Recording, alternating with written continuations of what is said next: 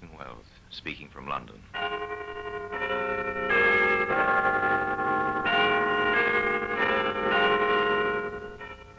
The Black Museum, a repository of death. Here in the grim stone structure on the Thames, which houses Scotland Yard, is a warehouse of homicide, where everyday objects, a crumpled newspaper, a tin can of lighter fluid, a small radio, all are touched by murder.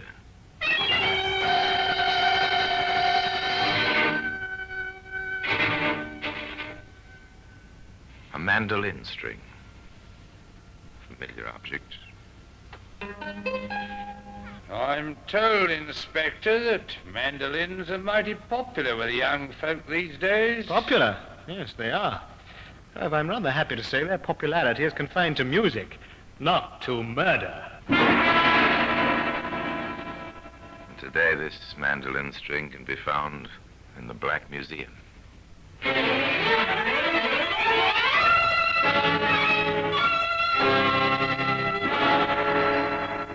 From the annals of the Criminal Investigation Department of the London Police, we bring you the dramatic stories of the crimes recorded by the objects in Scotland Yard's Gallery of Death, the Black Museum. In just a moment, you will hear The Black Museum, starring Orson Welles.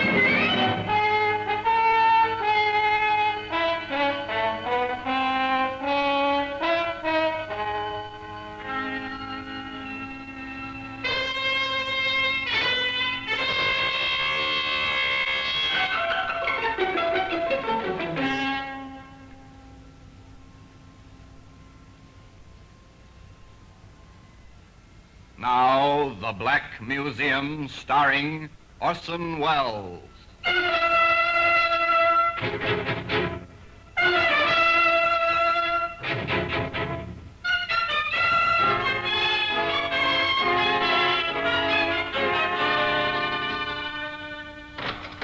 Well, here we are in the Black Museum, Scotland Yard's Museum of Murder. Here lies death, arranged neatly on the shelves and tables open to your view. Now, here's a spoon. It's a simple household spoon. Our murderer was meticulous. With this, he measured out a careful dose of poison. That oar up there on the wall, that was used by the stroke of a famous rowing aid at Henley. Later, it was used in anger, swung at a man who stood on the edge of a pier, stunning him. The man drowned in the Thames very quickly. Ah, here we are, the mandolin string. Just a coil of rust-spotted wire now. String from a mandolin. A relic of another era. An era of polished carriages, well-groomed horses, simple, sedate living, Edwardian England. And Louise Evans. Louise, my dear. Stuart, darling, I'm playing for you. In more ways than one, she's playing for you, Stuart. Louise, you've got to listen. Go ahead, son. She'll listen. Just say the right words. Louise, I love you. You're adorable. You're getting closer, Stuart. You're doing better now. Louise, my darling, will you marry me? At last. That's the way, Stuart. You see? I told you she was playing for you.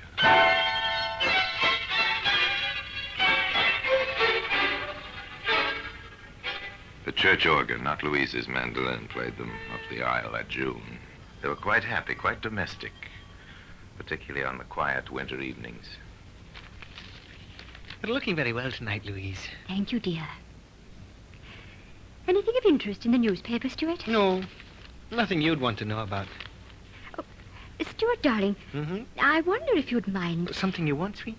Well, Maisie's gone to her room. I hate to disturb her. Let me get it for you, whatever it is. Well, thank you, dear. It's just that, Yes? well, you may think it's a little odd, but... Well, I have this funny little desire for a glass of wine. Don't apologize, darling. There's nothing wrong in a glass of wine. Is there any in the pantry? Well, no, dear, that's just it. A trip down to the cellar. Not another word. My pleasure is to serve you, my dear.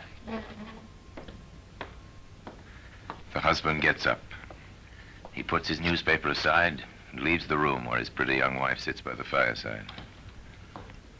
Walks down the hallway to the cellar entrance, pausing on the way to pick up a candle from the table by the stairs. Lights the candle, opens the little doorway. The candle flickers, casting a fitful yellow light, darkening the shadows where its beams fail to penetrate. Stuart Mason starts down the stairs.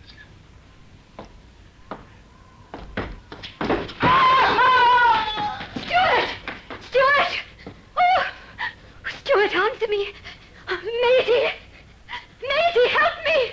Help! Oh, what is it, madam? What is it? Oh, quickly! Run for Dr. Lipton. Mr. Mason's fallen down the cellar stairs. He's hurt. I'm afraid he's badly hurt.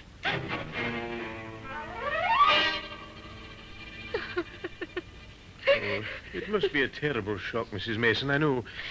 If you take a sleeping powder. Oh, no, Doctor. No, it was my fault. My silly wish for a glass of wine. If I hadn't asked him... Oh, Doctor, the least I can do is to face my grief. That's the least I can do for poor Stuart. If you wish, Mrs. Mason, I understand. Death is a terrible thing. When it comes so suddenly to one so young, it is most terrible of all. Yes, it is terrible. A broken neck, falling down the cellar stairs by flickering candlelight on a simple and hardly necessary errand. My dear, as a close friend of both your late husband and yourself, I feel justified in asking you to contain your grief. After all, you're young, and if I may say so, pretty. Nelson, you are sweet. I simply do not know how I would have lived through these long, long months without poor dear Stuart's friends, particularly you. This brings me to a point, my dear. I've meant to discuss it with you. I begin to feel something slightly more than respect for you, Louise. If I may take the liberty... Nelson, watch your words. Look out, Nelson. A pretty blonde widow with wide blue eyes, so delicate and fragile. Watch your step. Oh, my loneliness in this house. At night, the floors creak. They seem to try to speak with me. Maisie does her best, but it's still so... Well, you know. You're lonely too, aren't you? I must confess, Louise, that I am. Now, see here, young lady. We're going to start a new life for you. Oh, Nelson. Some cream for Mrs. Church, Maisie. Yes, madam. Oh, thank you. You know, Louise, this is the nicest idea. Having coffee with our menfolk, I mean. I always hated the idea of the ladies withdrawing while the men had their port alone after dinner. Well, I can't say I mind when our hostess is as lovely a bride as Louise. Hey, Nelson, do you agree, old man? Of course I agree. After all, I married her. How you men do go on.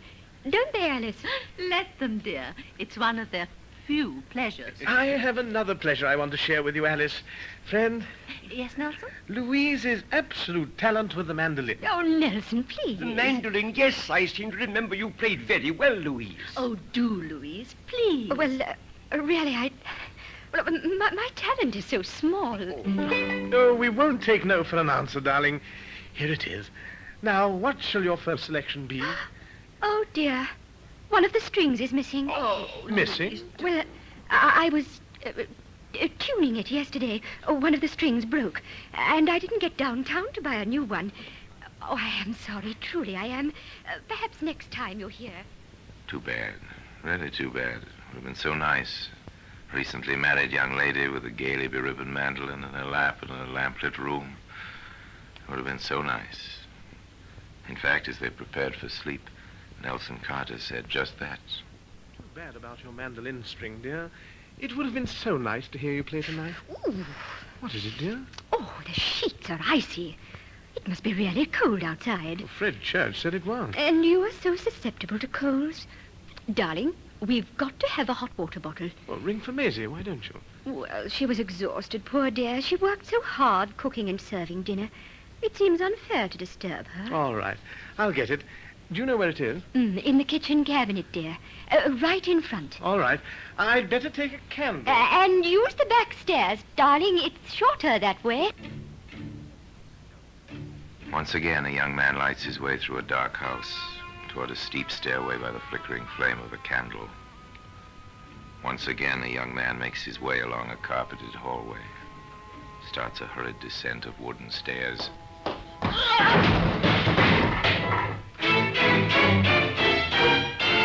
Nelson!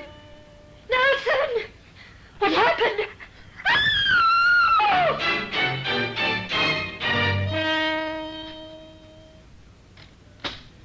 All right, Maisie. Your mistress will rest now. I gave her a sedative. Oh, poor woman. Oh, poor child. Poor? This will be the second fortune she inherits. Hardly poor. 2 accidents like that. Oh, Doctor, it's like the poor girl was accursed. Aye, it is. Well, things like this happen. As you say, 2 accidents and so much alike. I shall probably recommend that your mistress builds herself a new house with no cellar and all on 1 floor. Whatever for, sir? No stairs, my girl. No stairs for anyone to fall down and break his neck. Well, I'm on my way. No visitors allowed. No until visitors. tomorrow, Maisie. And no stairs in a new house. Well, perhaps. Certainly for another year at least, the mandolin will be silent. I think that may be counted upon. That and the widow's weeds and the tearful glances from wide blue eyes. Of course, there was one item that no one counted on. You sent for me, Inspector? I did, Peck. What do you think of this? Anonymous, sir. Yes. Read it, will you? Inspector Higley, don't file this letter in the waste paper basket. I am not writing it without due thought and consideration. I cannot let you have my name as yet. But think of this. 2 young men of wealth and standing in the community have died via falls downstairs with broken necks as the consequences. Don't you think at least a perfunctory investigation is called for? Don't you think so? And it's signed An Anxious Friend. Yes. Well, Sergeant? Well, someone with an education wrote it. Someone who hints he or she will come forward if we find anything. I cannot let you have my name yet. Yes, I noticed that, sir. Well, Sergeant, wear your best suit tomorrow. You and I are going calling on a young widow in Oxford Street. I understand she plays the mandolin. Rather well, in fact. Rather well. Yes, she played rather well. And a string of that mandolin on which she played can be seen today in the Black Museum. In just a moment, we will continue with The Black Museum, starring Orson Welles.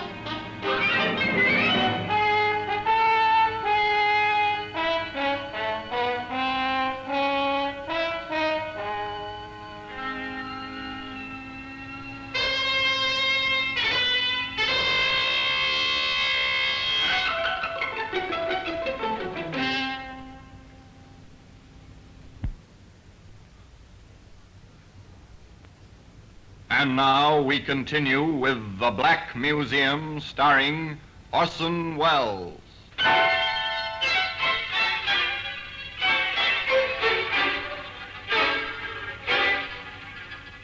Two young men dead with broken necks.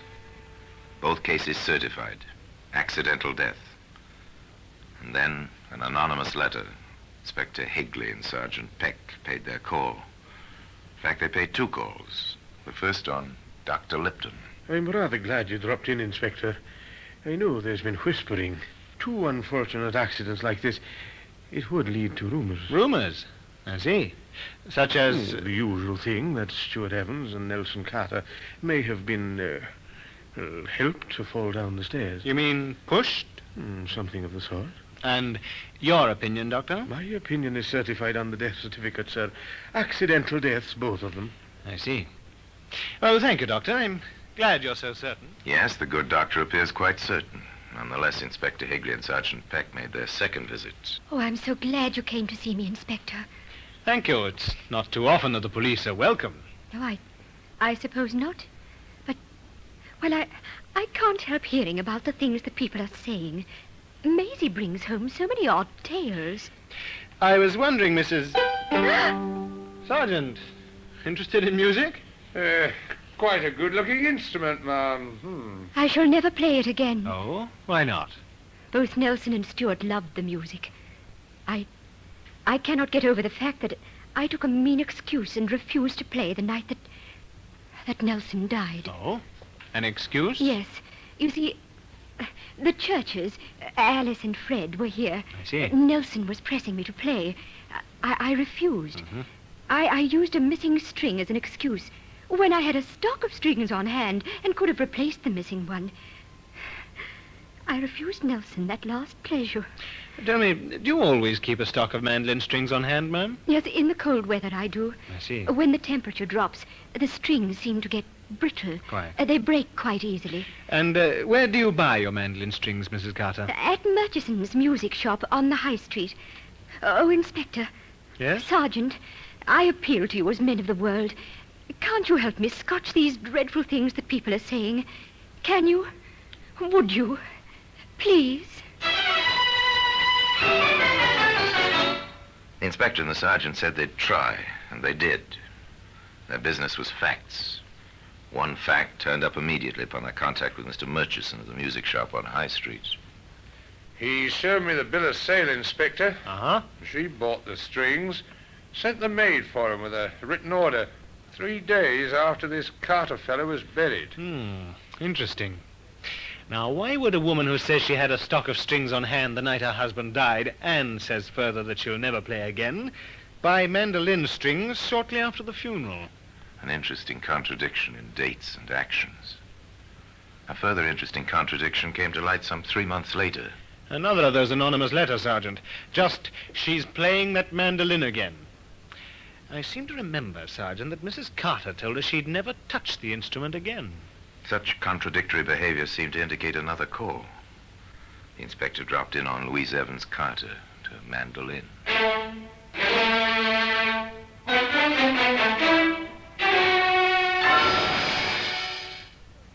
Inspector Higley. How nice. All right, Maisie. Yes, madam. Inspector, my friend Clifford West. How do you do, sir? Inspector, I'm afraid you've caught me in a fib. Is that very bad? A fib? Well, it couldn't be bad. Not from you, Louise. I don't quite follow, Mrs. Carter. I told you some time ago I'd never play my mandolin again.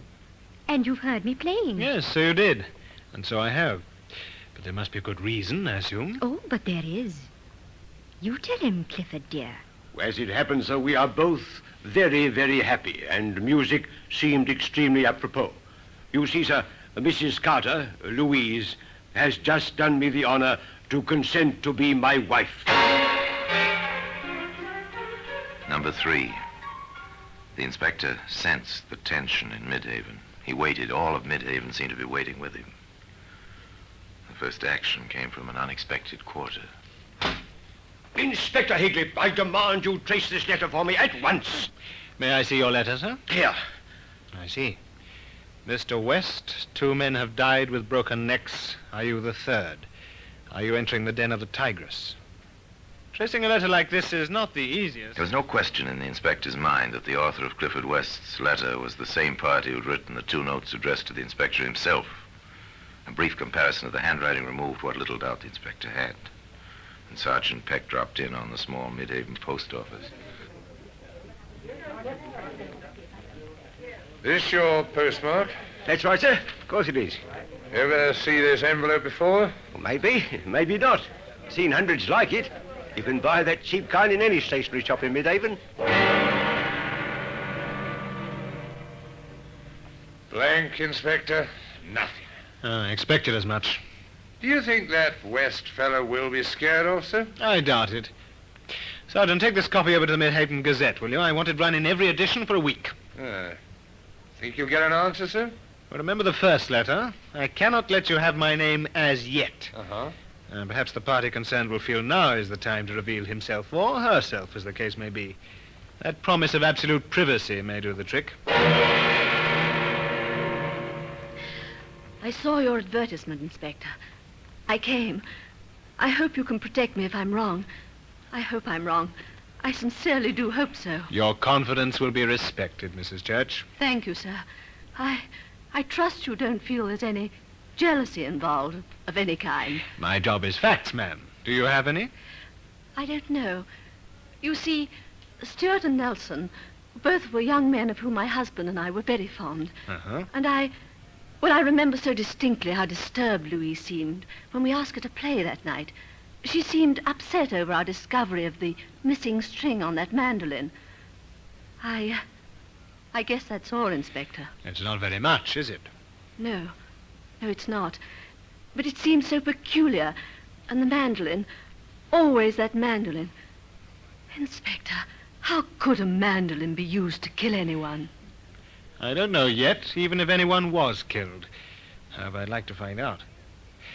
Mrs. Church, have you any idea of Mrs. Carter's social engagements? I mean, when, for instance, is she probably out of her house for a length of time? If you can advise us as to any such matter. It seems Mrs. Carter attended the ladies' auxiliary of the local church each Wednesday afternoon, an activity a respectable young widow would be expected to enjoy. And it was Wednesday afternoon when the inspector and the sergeant called. The mistress isn't in, sir. I doubt if she'll be too long. May we wait? If you wish to, sir. The inspector went into the sitting room. Sergeant drifted toward the kitchen. Maisie safely occupied by the good sergeant, Inspector Higley swiftly found the cellar stairs. Carefully he moved down, examining each step, each lift and tread, each section of the baseboard. Halfway down. Well, interesting to say the least. Upstairs now to the back stairway. Again, the careful examination. Again, about halfway down. They'll do it every time, every single time. Then quietly into the kitchen. Sergeant? Yes, sir? I don't think we'll wait any longer. I'm sorry, sir. The mistress went along to the vestry and she ought to be Oh, here that's all right. Just tell her we called, will you? Come along, Sergeant. We'll drop back another time. And the 2 policemen left the house to return to the inspector's office. It's something, Sergeant. Not much, but something. It convinces me, sir. And me. But how about a jury? I don't know, sir. Of course, if we had a bit more, the nails themselves, sir. And then there's the business of buying that stock of mandolin strings. Sergeant, we'll drop in on Mrs. Carter this evening. Do you by any chance play the mandolin?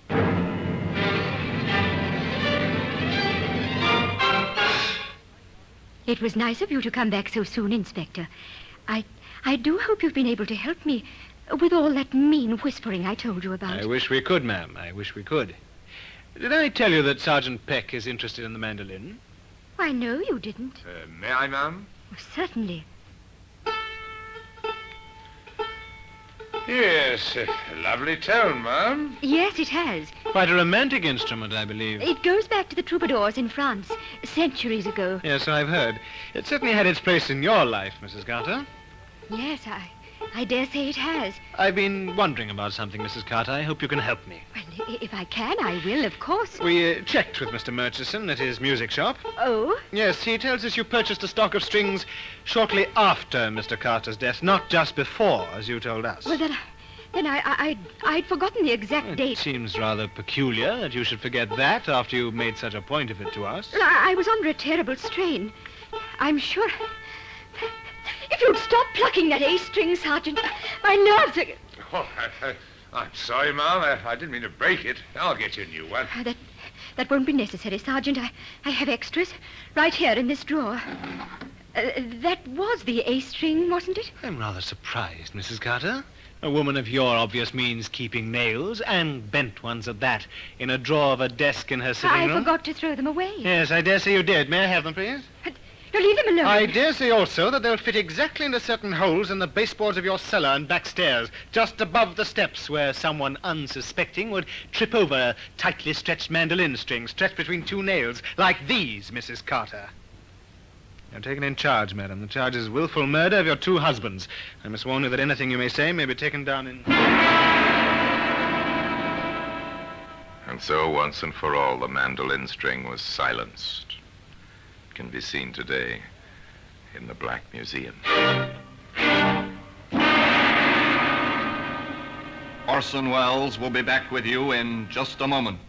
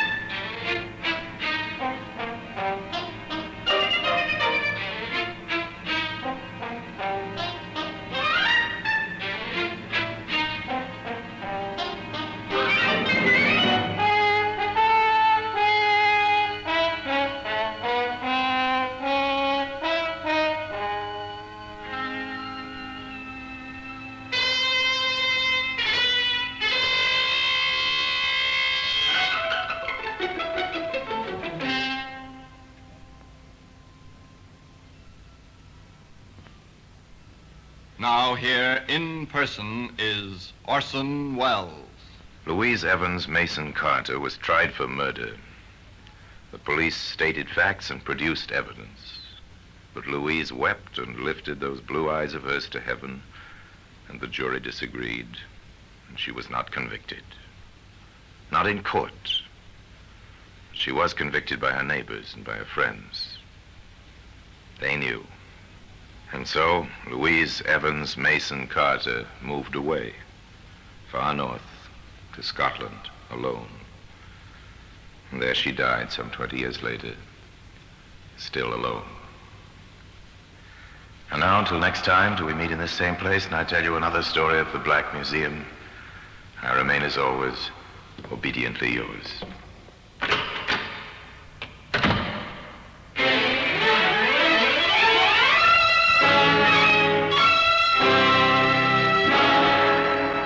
The Black Museum, starring Orson Welles, is presented by arrangement with Metro-Goldwyn-Mayer Radio Attractions.